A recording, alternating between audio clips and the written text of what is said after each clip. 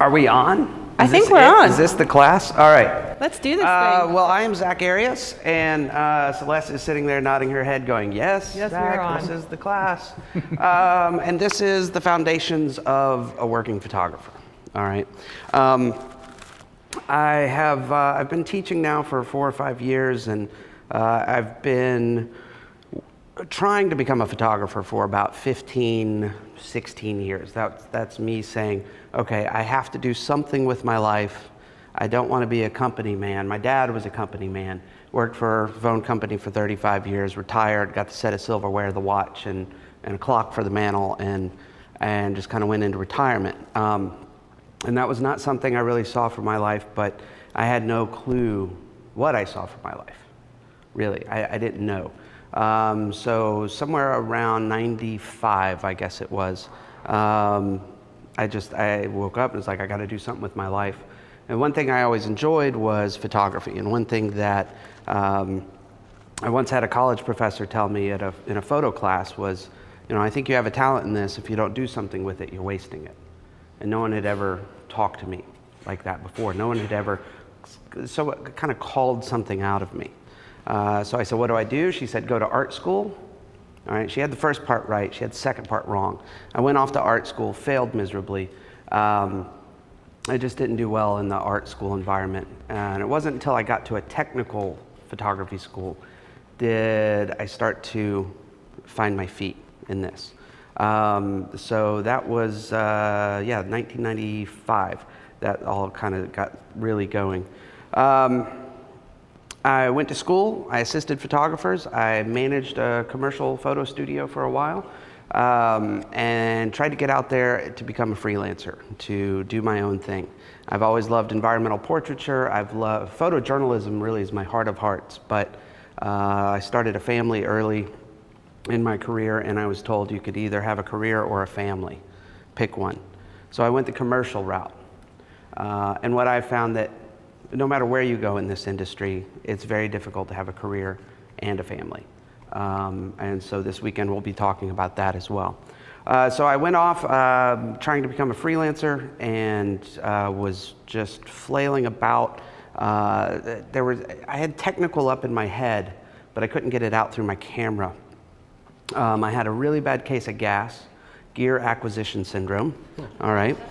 With a bad case of gas, I wasn't making enough money with the camera, so I was putting it on credit cards. I went heavily into debt. I put my family in just massive stress financially.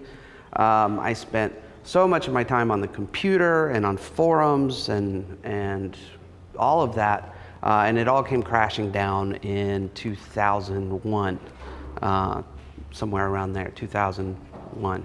And I had to leave the industry. I had to walk away from photography. And there's a quote about photography that says, photography calls many, but chooses few. And I thought, okay, it called me, but it didn't choose me. And I'm standing here today, 38 years old, I'm a photographer, and if I'm not a photographer, I don't know what else to do with my life. I am a photographer because it's the only thing I know how to do. If you take photography away from me today, all I know how to do is go to Kinko's, FedEx office, a coffee shop and make lattes, or go to a temp service and get a $10 an hour warehouse job. That's all I know how to do. And then photography, all this gear up here, cameras and lenses and all of this. 2003 rolls around, I'm working at Kinko's, I'm making copies.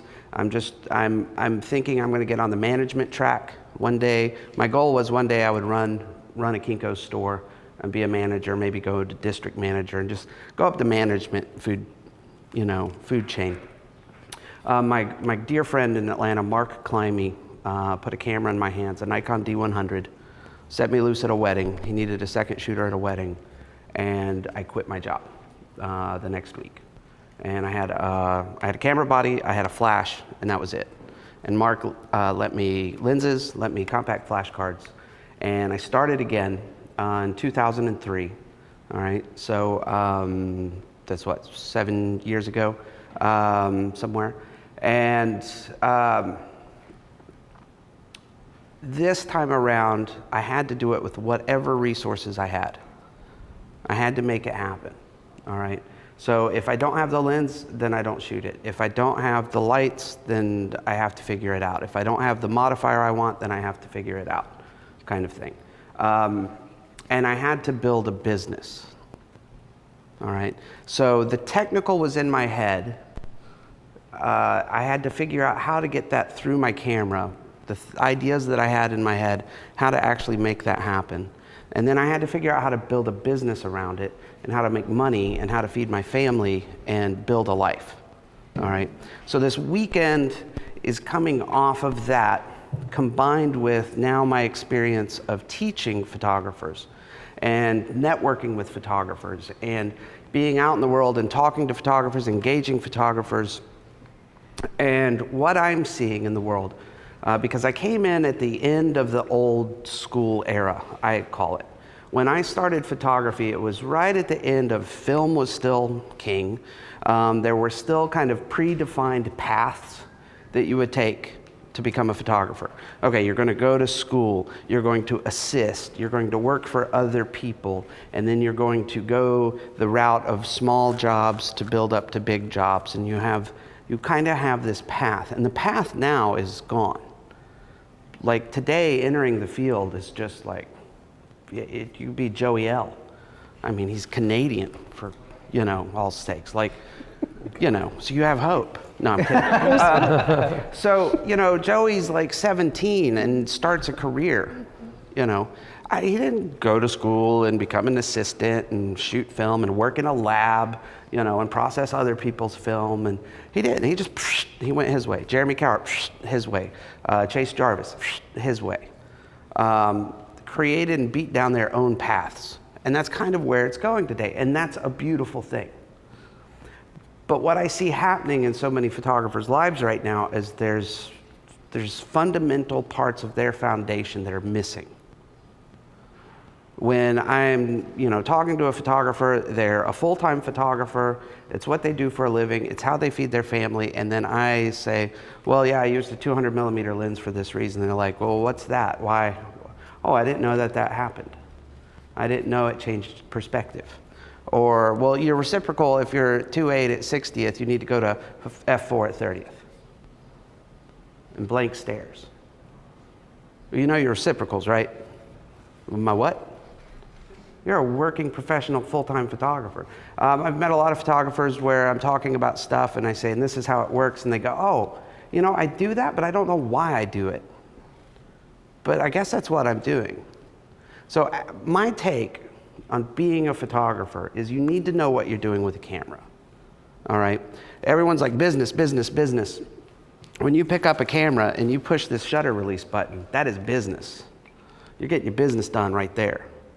And if you pick this up and you really don't know what you're doing with it, or you're stuck in lots of automatic settings, or you're hoping that between the camera and your post-production, it's going to create the magic for you, that doesn't really put a lot of confidence inside of you as a photographer. When you lay your head down at night, you want to be able to say, I know what I'm doing with a camera. Because as you go out in the day saying, I'm a photographer, nice to meet you, hire me, pay me money to do this, you need to know that when you pick up that camera, you know what you're doing. When you look in your camera bag, you need to look at what you have available and know what you need to pull out to get the shot done. You need to see a picture in your head and know how to get it. And that's based on the camera you're using, the lenses you have, the light that you have to work with.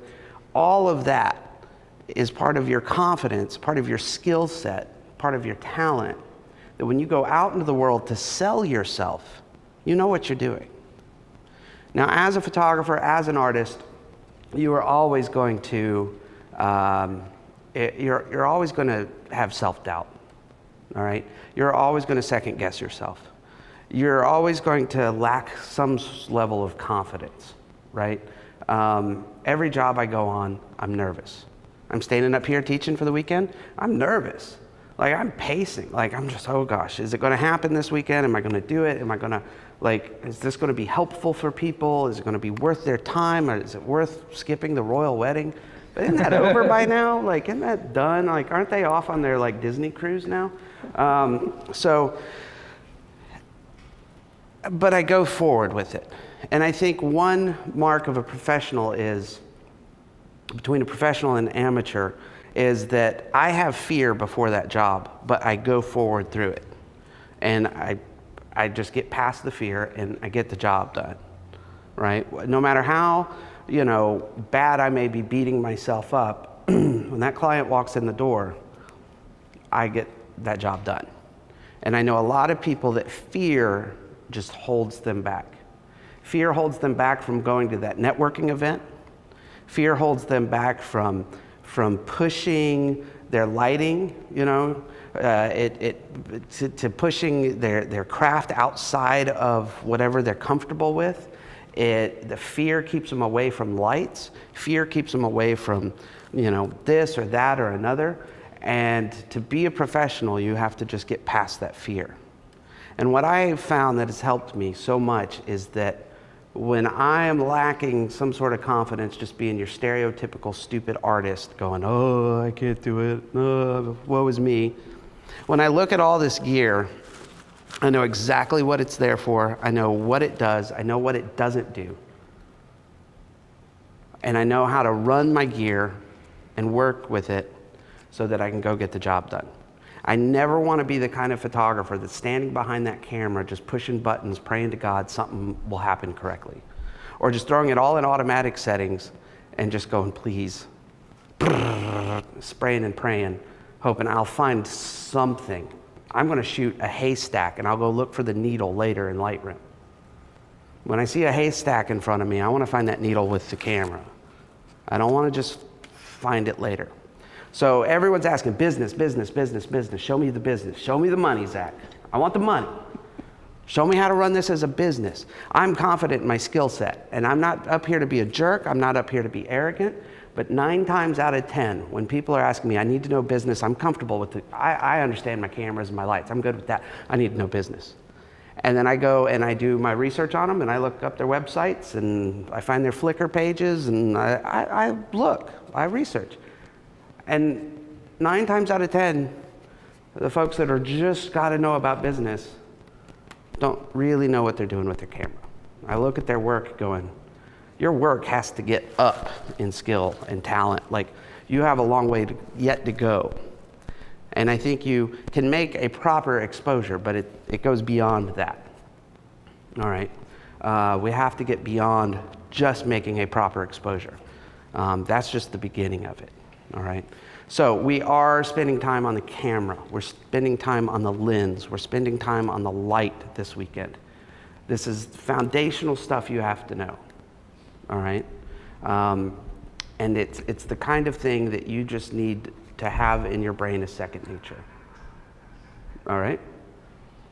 Okay, what just happened there? I hear a laugh from over there. You can hear Craig. Craig's got a good laugh. Okay, and then you start smiling and he's laughing. I'm like, what's happening on the internet? Okay, anyways, so I like to start every single workshop and teaching thing I do now with this quote from a guy named Edward Weston. All right.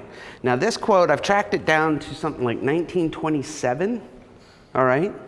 So back in the 20s. Now Weston and his contemporaries were at the forefront of making photography an acceptable vocation, an acceptable job. Like, this is what we do. I'm a photographer, and it's how I feed my kids. All right. They were also on the forefront of making this an acceptable art form. For much of the beginning of photography, and sometimes even today, people don't look at photography as art. Sculpting is art, music is art, writing is art. You're taking nothing and you're making something out of it. You take a blank canvas and you make a painting on the blank canvas solely from your mind. Whereas with a camera, you just, well, there's a subject, you point your camera at it, you take a picture. That's not art, right? It's totally art. And Weston had a lot to say about photography. He wrote magazine articles and things like, he would have had a very popular blog had things like computers even existed then. And we're talking 1927. We're talking like ISO 100 film would have been revolutionary to him.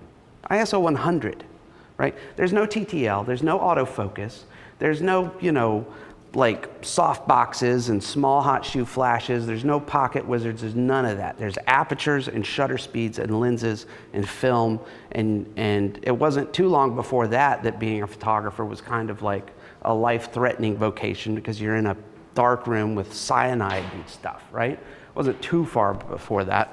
So the quote is, "The fact is relatively few photographers ever master their medium. Instead, they allow the medium to master them. And they go on an endless squirrel cage chase from new lens to new paper to new developer." We read that as new Photoshop action. All right, that's our developer these days. "To new gadget, never staying with one piece of equipment long enough to learn its full capacities. Becoming lost in a maze of technical information that is of little or no use to them since they don't know what to do with it." And that was my first start at my career, all right? When I started my career, I needed this lens, I needed this camera system, I needed this light, I needed this modifier. I'd buy a softbox, then I'd go assist a photographer, I'd set up his lights with some different softbox, he'd take a picture, I'd see that film later, and I'd go, wow, that's a great picture, I gotta get that softbox. Right? Wrong connection. I need to get his eyes. I need to get his brain. I need to think like that photographer, right? Not get the gear that photographer has. And I'd assist one photographer one day who shot with this gear, and I'd look at what they were shooting and I'd go, wow. And then I'd shoot with some other photographer and see what they're shooting, go, wow. And I want their gear. Because their gear will help them. Your gear helps you with your vision. It's true. Right? The less gear you have, the harder it is to pull your idea for a shot off. But you can have all the gear in the world and suck, right? I'm currently researching medium format digital backs right now, and I use Flickr a lot whenever I'm researching. What are people doing with these cameras? What are people doing with this lens? What are people doing with this? I want to see some of these, you know, what people are doing. And there's a particular camera, a $20,000 camera, that I've just been kind of eyeballing. It's going to be a while till I get one. And I get on Flickr and I do a search for that camera. And it's a damn travesty of the horrible pictures people are shooting with that $20,000 camera.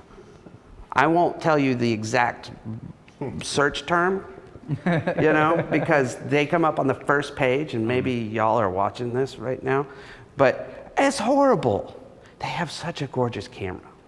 Oh my gosh, it's such an amazing camera. And they're shooting the worst. They might as well just get a camera phone, what they're shooting with it. But then I'll go do a search for like a point and shoot. And there's some 15-year-old kid somewhere in the world with a point and shoot, shooting pictures that are just blowing my mind. Like, oh my gosh, I cannot believe you're doing this with a point and shoot. There's this kid on Instagram right now that like, he does just all this cool stuff with an iPhone. And I'm looking at his pictures going, I wish I'd have shot that. I wish I'd have shot that. I wish I'd have shot that. And he's just a kid with an iPhone. You know, it's not about the gear. So one thing that I'll be talking about a lot is never staying with one piece of equipment long enough to learn its full capacities. All right? And that I see happening so often. You get a lens, and before you know that lens, you're on to the next lens, or you're on to the next thing. Or someone comes along and says, oh, you really should get this lens. Why? Why do you need to get that lens? For your style of shooting and for the clients that you have and for the situations you find yourself in, why do you need that lens? I don't know, someone told me it was a good lens and I should get it. Why? Why do you need it? Every time you purchase something in photography, you need to know why you're purchasing it. And it needs to come from your experience.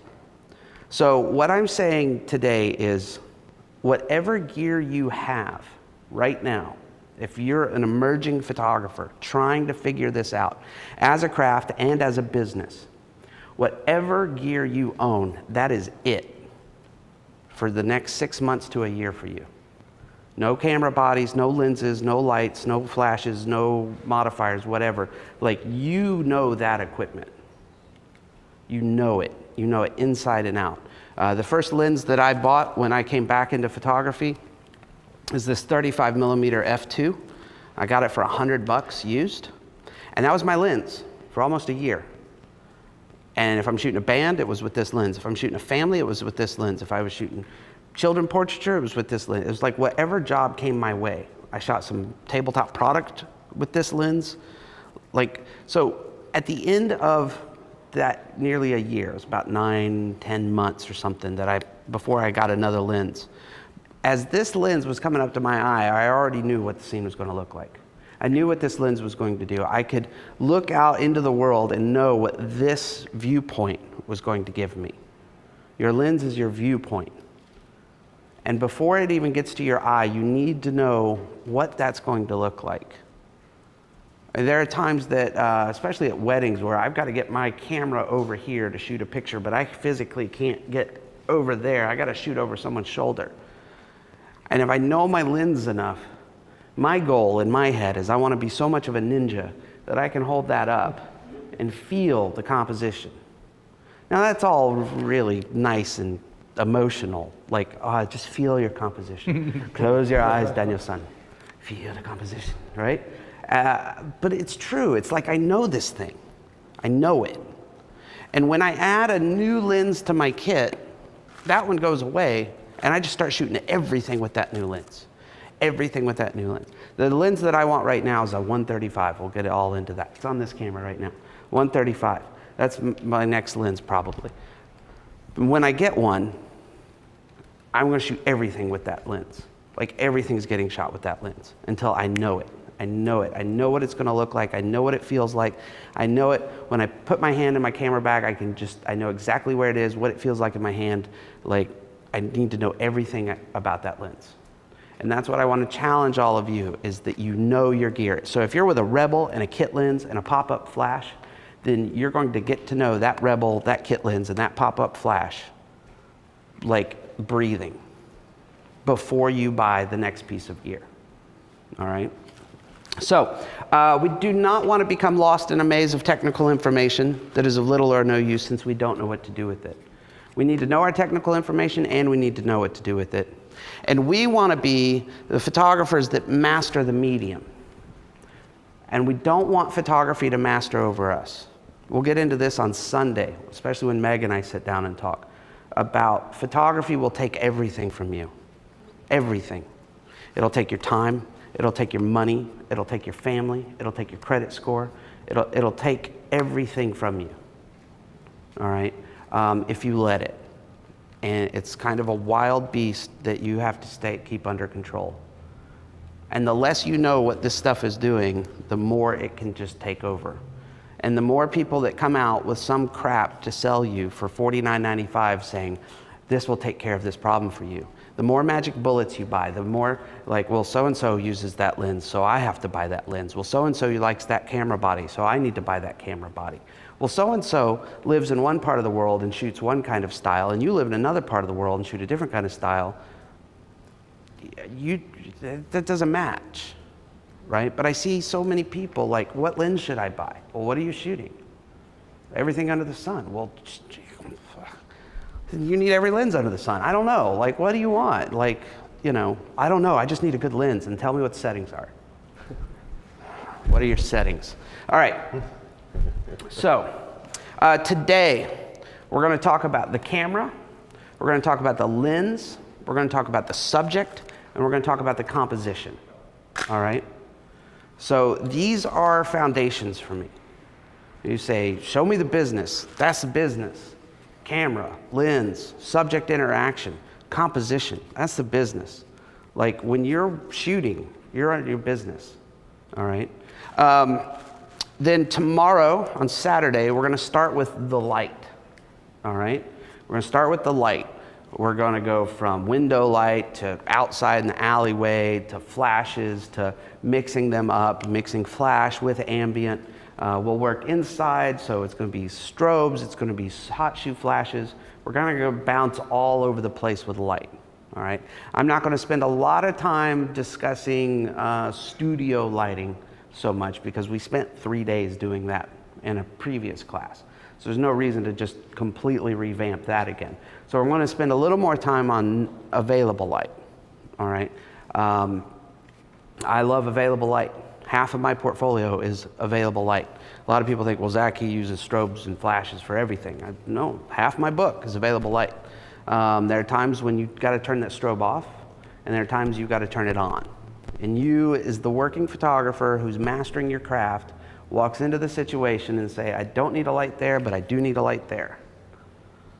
And being able to size that up quickly is the goal. The assignment, all right? The assignment, again, it's going to be more working with the subject, working with your client, interaction between photographer, subject, and what's the goal? Kind of what you were going to, Mikhail, at the beginning of, how far can you push lighting? How far can you push your creative direction? A lot of it's based on the assignment. You got the CEO who comes in and is very stuffy and tie and says, I need a headshot for, our newsletter. That's not really when you're pushing the limits of things. An actor, an actress headshot is definitely not to be pushing the limits of lighting. Someone comes in and says, I'm trying to build a modeling portfolio and I want to do, editorial work in New York. Well, crap, go anywhere you want to go with it. You can take pictures that are out of focus and you're good, right? Bands, when bands come in, I can kind of push my limits with bands. When a company comes in and they need employee photos, not so much pushing. Even if they go, we want something really creative, what they really want is still something pretty conservative. So what is the assignment in front of you? And that's going to dictate what lenses and everything that I go to, all right? And then the shot, trying to get the shot. Sunday, the test. I'm going to be putting you guys to the test on Sunday. All right, we're going to have a couple hours at the beginning of Sunday, and I'm going to say, Daphne, go over to that white wall, turn it black, and give me something dramatic. Great. All right, Mikhail, go over there and shoot me just a really nice available light headshot. And I need you to get on it. I need you to do it. So Sunday, just be prepared. Like, I'm going to put you under the gun.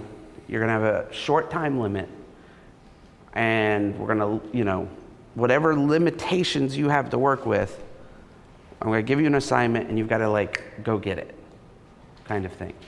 Or if you specifically have I have an idea, something I'd like to try, then I want you to go take ownership of that and then make it happen quickly, all while interacting with your subject, all without breaking a sweat. You can be breaking a sweat up in your brain, but you got to roll and flow like water in front of that client. It's nobody's business, kind of thing, all right? The feedback, all right? We're going to be talking about, we're still working on some logistics for one thing we're going to be doing, but the feedback, the critique,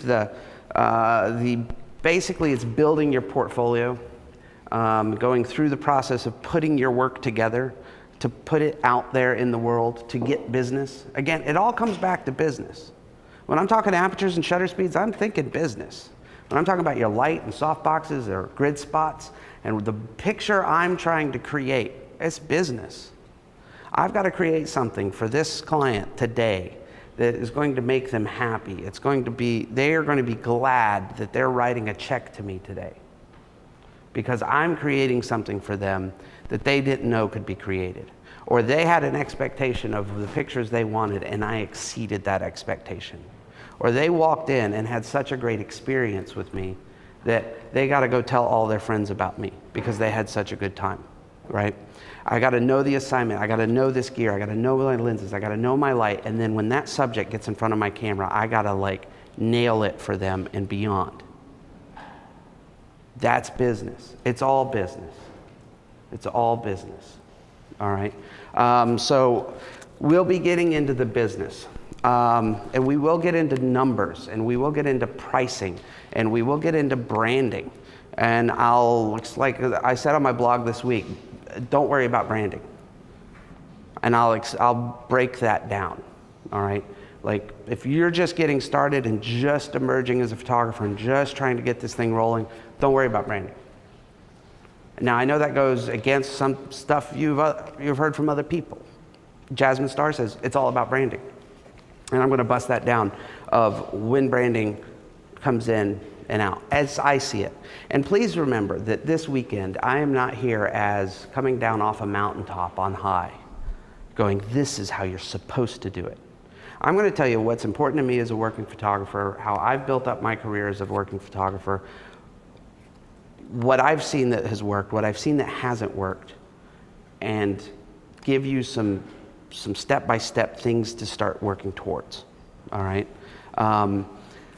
The other take that I look at the industry is there are people who are fantastic in business, and they have fantastic photography businesses, and they're mediocre photographers. And I know some amazing photographers who have horrible businesses. And my goal, and where I teach from and where I live from, is trying to run down the middle of those two. I want to run a successful business. I want to do well with my business, but I want to be a good photographer. I want to be a great photographer. I want 30 years from now that I am proud of the work that I created, not of the business I created. At the end of my day, when I'm getting planted in the ground, how good of a photographer was I? I don't give a damn about the business. And people who are great at business but mediocre photographers, they could be great at business owning a sandwich shop, owning a dry cleaners. They could have started a dry cleaners and had a successful dry cleaning business. You know, and they could have bought a truck and 2 lawnmowers and be like a successful landscaper because they're good at business, right? And we have a lot to learn from people in that range because we learn how to run this as a business, how to run our numbers. And there's amazing photographers who can't pay their bills.